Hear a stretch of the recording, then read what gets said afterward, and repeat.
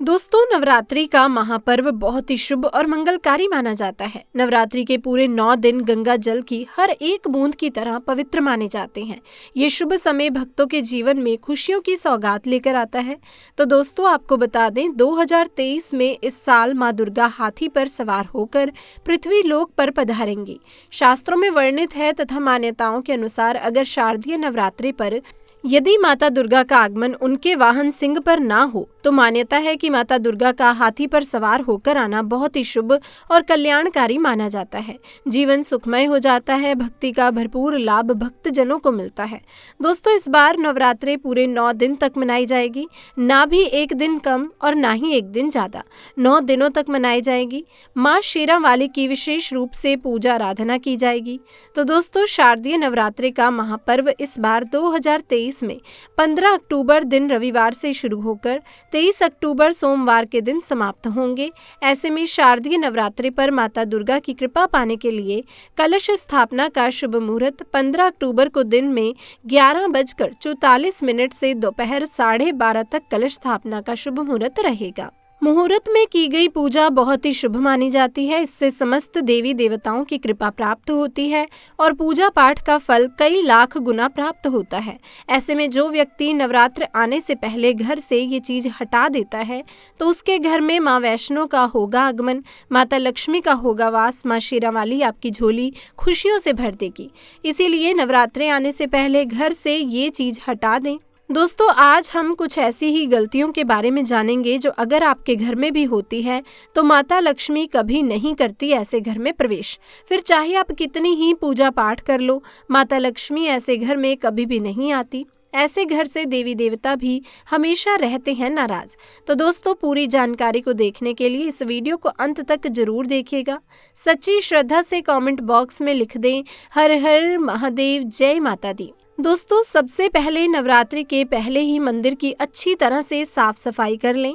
मंदिर के अंदर अगर पुरानी मालाएं हैं, टूटी फूटी मूर्तियां हैं, उसके साथ ही खाली माचिस के डब्बे रखे हुए हैं तो उन्हें बाहर फेंक दें तथा टूटी मूर्ति को किसी नदी में प्रवाहित कर दें।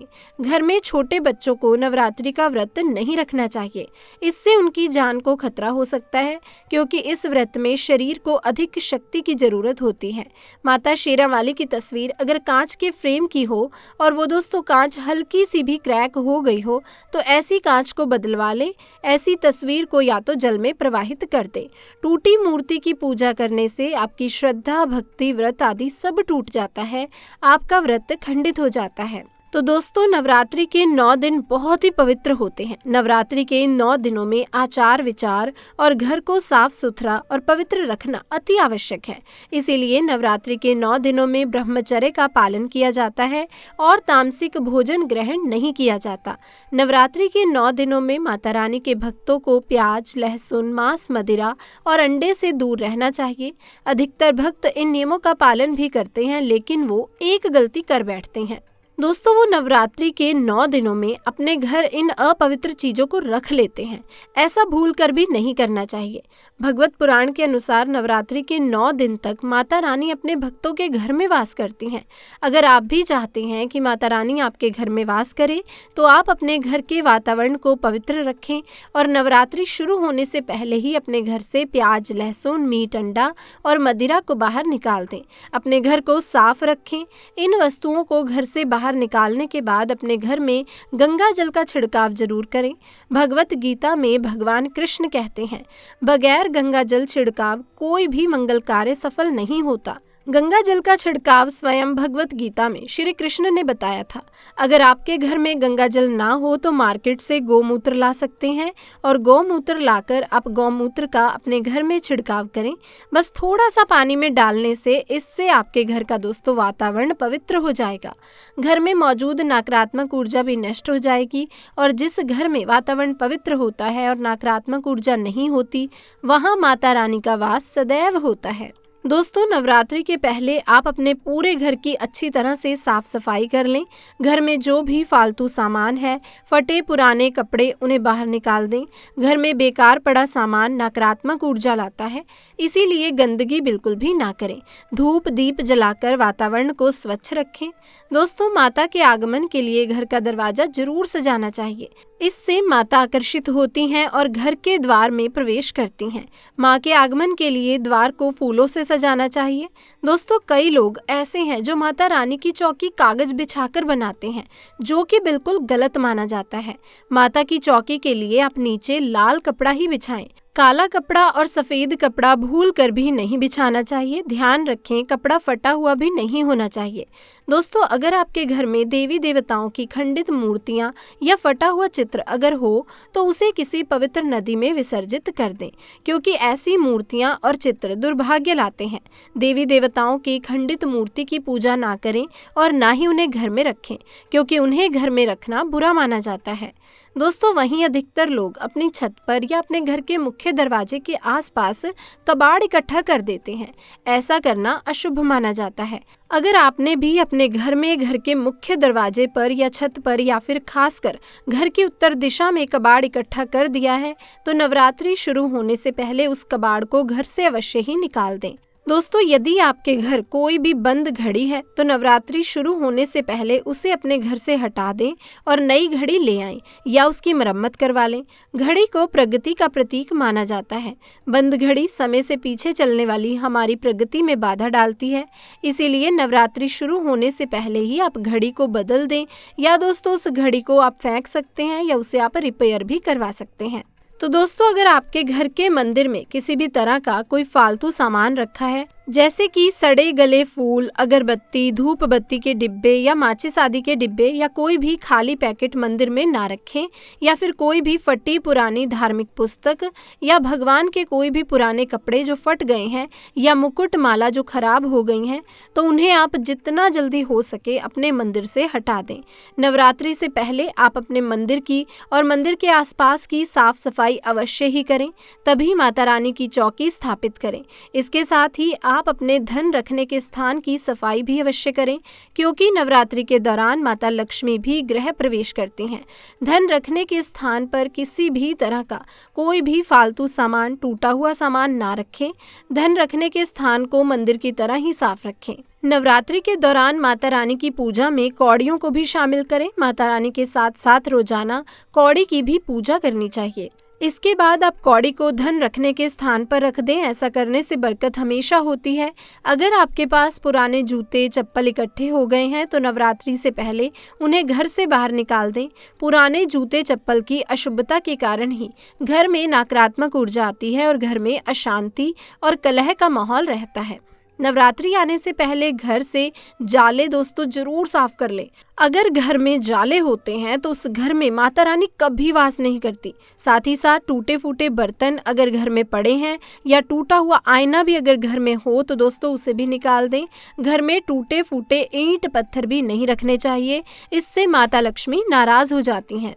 अब दोस्तों, हम जानते हैं नवरात्रों के दौरान क्या नहीं खाना चाहिए और क्या नहीं पीना चाहिए, और कौन सा फल खाने से व्रत संपूर्ण और सफल हो जाता है। तो आइए दोस्तों शुरू करते हैं। तो दोस्तों, नवरात्रि के दिन सेब जरूर खाना चाहिए। शास्त्रों में बताया जाता है कि भगवान के भोग में सेब आदि जरूर अर्पित किया जाता है। अगर आपका व्रत है तो आपको सेब जरूर खाना चाहिए। केला, पपीता, तरबूज और मीठे अंगूर जरूर खाने चाहिए। इन फलों से व्रतधारी को शक्ति मिलती है और व्रत संपूर्ण हो जाता है। शास्त्रों में बताया जाता है कि नवरात्रों के दिनों में सीताफल जरूर खाना चाहिए। सीताफल खाने से 10 ऐसी बीमारियां हैं जो खत्म हो जाती हैं। माना जाता है कि नवरात्रों के दिनों में सीताफल का घर में प्रवेश होना बड़ा ही शुभ माना जाता है। सीताफल खाने से नवरात्रि का व्रत सफल हो जाता है, क्योंकि इसमें माता सीता का आशीर्वाद मिला हुआ होता है। नवरात्रि के दौरान इसे जो भी खाता है उसे दुखों का सामना नहीं करना पड़ता। सीताफल आपको जरूर खाना चाहिए। इसी के साथ दोस्तों नवरात्रि में व्रतधारी को डब्बाबंद लस्सी, डब्बाबंद जूस नहीं पीना चाहिए। उसमें कई केमिकल मिले होते हैं जिसके कारण आपका व्रत टूट सकता है। जब भी आप फलों का जूस पिएं तो याद रखें उसमें बर्फ नहीं डालनी चाहिए। फलों का सादा जूस पीने से व्रत सफल हो जाता है। दोस्तों नवरात्रि के दौरान सिंघाड़े का आटा या कुट्टू का आटा खाने से पहले ये देख लें कि आटा पुराना नहीं होना चाहिए, क्योंकि पुराने आटे में कीड़े वगैरह पड़ जाते हैं जिसके कारण आपका व्रत टूट सकता है। क्योंकि ये छोटे छोटे कीड़े हमें दिखाई नहीं देते और आपके मुंह तक पहुंच जाते हैं। ऐसा आटा खाना मतलब कीड़े मकोड़ों का मांस खाने के बराबर माना गया है।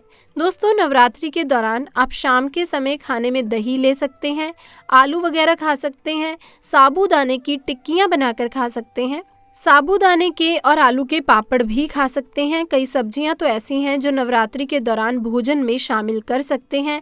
इससे आपको एनर्जी मिलेगी और व्रत दोस्तों सफल हो जाएगा। नवरात्रि के दौरान आप दूध पी सकते हैं जो आपको ताकत देगा, चाय वगैरह भी पी सकते हैं, लेकिन याद रहे व्रतधारी को पेट भर खाना यानी कि गले तक भोजन नहीं करना चाहिए, नहीं तो व्रत रखने का कोई भी फायदा नहीं होगा। थोड़ा थोड़ा आप खा सकते हैं। दोस्तों नवरात्रि के 9 दिन आदि शक्ति माता दुर्गा को समर्पित होते हैं। नवरात्रि के 9 दिन माता रानी के 9 अलग अलग स्वरूपों का पूजन किया जाता है। नवरात्रि के 9 दिनों में माता रानी को अलग अलग स्वरूप के हिसाब से अलग अलग पुष्प, अलग अलग भोग अर्पित किए जाते हैं। लेकिन क्या आप जानते हैं कुछ ऐसी चीजें हैं जिन्हें नवरात्रि के दौरान भूल कर भी माता रानी को अर्पित नहीं करना चाहिए।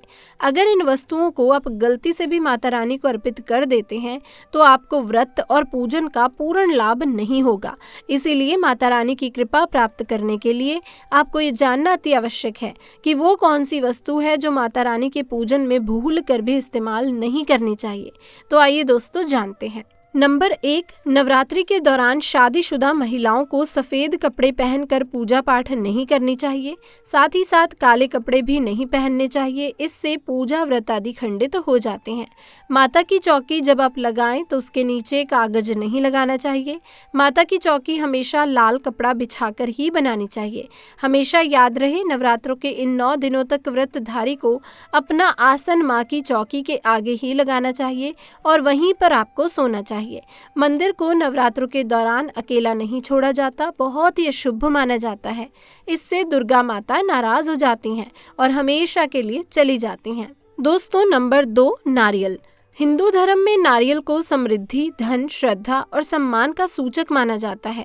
नारियल को श्री फल भी कहा जाता है। नारियल को सुख समृद्धि में वृद्धि करने वाला माना जाता है। नारियल का हर मांगलिक कार्य में विशेष महत्व होता है।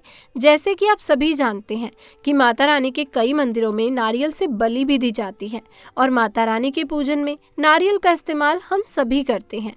खासकर कलश की स्थापना नारियल रखकर ही की जाती है।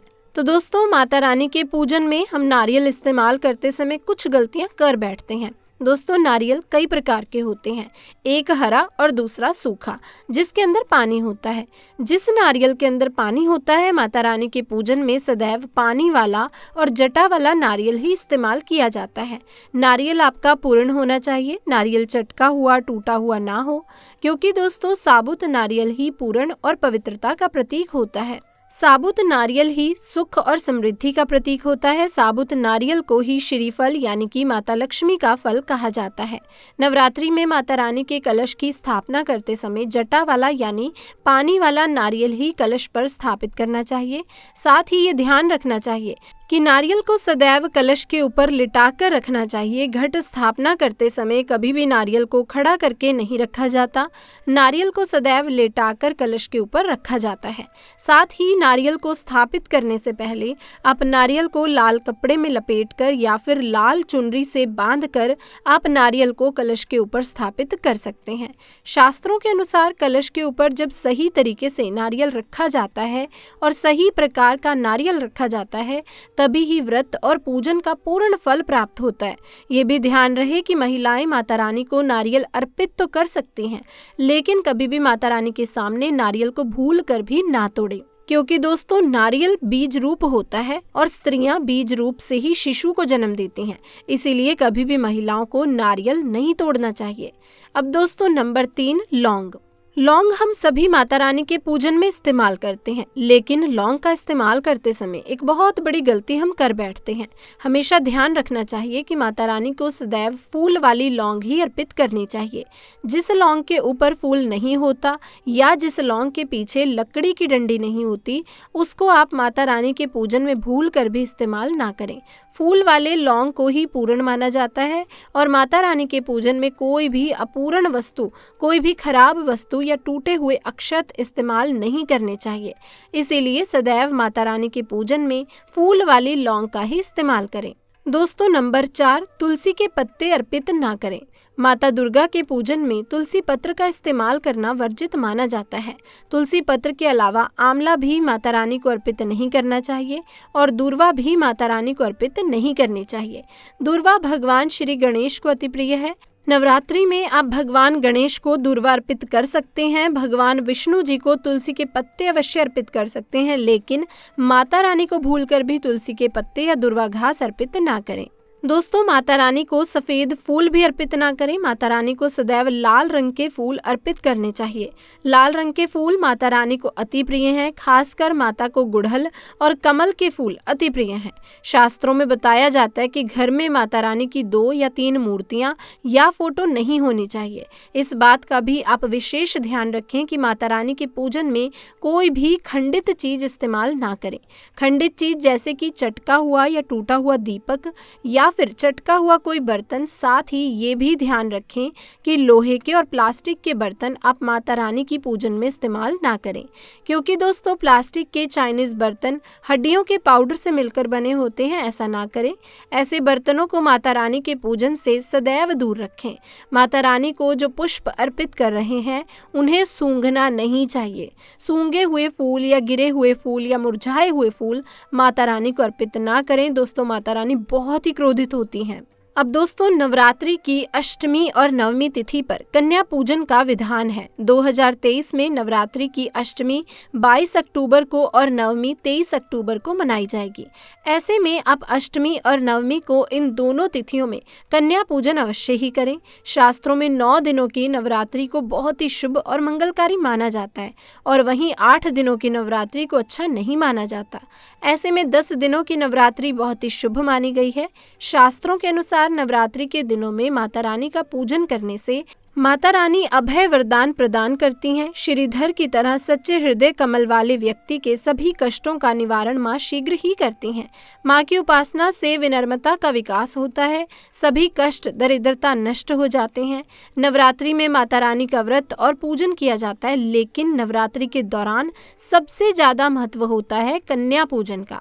दोस्तों, माना जाता है व्रत और उपासना से माता रानी इतनी प्रसन्न नहीं होती जितना कि कन्या पूजन से होती है। नवरात्रि में छोटी छोटी कन्याओं को माता रानी का स्वरूप माना जाता है। कन्याओं को भोग लगाया जाता है, उन्हें प्रसन्न किया जाता है और बदले में आशीर्वाद मांगा जाता है। कन्याओं को प्रसन्न करने के लिए गिफ्ट आदि उपहार वगैरह दिए जाते हैं। माना जाता है अगर कन्या को कोई भेंट दी जाए और वो उसे खुशी खुशी स्वीकार कर ले तो इसका मतलब है माता रानी अर्थात माता वैष्णो ने वो भेंट स्वीकार कर ली है। जिन पर कन्याएं प्रसन्न होती हैं तो समझो उन्हें माता रानी का आशीर्वाद मिल गया और माता रानी की कृपा से उन्हें मुंह मांगा वरदान प्राप्त होता है। दोस्तों, नवरात्रि में 2 साल से लेकर 10 साल तक की कन्या का पूजन होना चाहिए। अष्टमी अथवा नवमी को कन्याओं के पैर धोकर भोजन कराना, उपहार आदि देना श्रेष्ठ माना जाता है। तो दोस्तों, कैसे करें कन्याओं का स्वागत? कन्या जब आपके घर आए तब सभी के पैरों को दूध और पानी से धोना चाहिए। फिर उसके बाद कन्याओं को किसी साफ जगह पर जमीन पर कपड़ा बिछाकर बिठाना चाहिए। उनके माथे पर अक्षत, फूल और कुमकुम लगाना चाहिए। फिर उसके बाद भोजन ग्रहण करवाना चाहिए, लेकिन हमेशा याद रहे कन्याओं की थाली में 3 पूरियां कभी भी ना रखें। दोस्तों, इसे शुभ नहीं माना जाता। 3 पूरियां तथा 3 रोटियां मरने वाले व्यक्ति के लिए निकाली जाती हैं और जेल में कैदियों को दी जाती हैं। ऐसे में कन्याओं को उनकी थाली में 3 पूरी कभी भी ना दें, लेकिन 1-2 करके 3 पूरी आप दे सकते हैं। अब दोस्तों, कन्याओं को खाना खिलाने के बाद अंत में कन्याओं के सर पर लाल चुनरी उड़ानी चाहिए। भोजन में आपको खीर, पूरी, हलवा, चना अथवा आलू की सब्जी, छोले वगैरह की सब्जी खिलानी चाहिए। पनीर आदि भी खिलाया जा सकता है, लेकिन भूल से भी लहसुन और प्याज का इस्तेमाल कभी भी ना करें, अन्यथा अनर्थ हो जाएगा। अक्सर कई लोग कन्याओं को कुरकुरे का पैकेट, चिप्स वगैरह का पैकेट खिलाते हैं, जो कि घोर अनर्थ माना जाता है, क्योंकि इसमें लहसुन, प्याज का इस्तेमाल होता है, जिसके कारण दोस्तों आपका व्रत खंडित हो जाता है। माँ दुर्गा क्रोधित हो जाती हैं, इसलिए दोस्तों ऐसा कभी भी ना करें। कन्याओं को खुश करने के लिए उनकी थाली में दक्षिणा डालें, ताकि आपके घर में संपन्नता बनी रहे तथा धन की कोई कमी ना हो। कन्याओं को कोई सुंदर गिफ्ट दे सकते हैं। शास्त्रों में बताया जाता है कि कन्या जितना खुश होती है, माता रानी उतना ही जल्दी प्रसन्न हो जाती हैं। ऐसे में आप कन्याओं को चॉकलेट बॉक्स दे सकते हैं तथा खूबसूरत कपड़े दे सकते हैं। याद रहे, काले कपड़े ना दें और स्टील के बर्तन भी गिफ्ट के तौर पर दे सकते हैं। याद रहे कि कन्याओं को लोहे का कोई भी सामान नहीं देना चाहिए। दोस्तों, जब कन्या अपने घर के लिए प्रस्थान करे तो उनके चरण छूकर आशीर्वाद जरूर लेना चाहिए और अपने मन में अपनी प्रार्थना को पूरा करे। सच्चे दिल से मांगी हुई मुराद माता रानी अवश्य ही पूरी करती हैं। तो दोस्तों, आप में से कौन कौन चाहता है माता रानी को अपने घर पर बुलाना, तो सच्चे दिल से कमेंट बॉक्स में लिख दें जय माता दी। इसी के साथ इस वीडियो को लाइक करें, शेयर करें और चैनल को सब्सक्राइब करें। जय माता दी।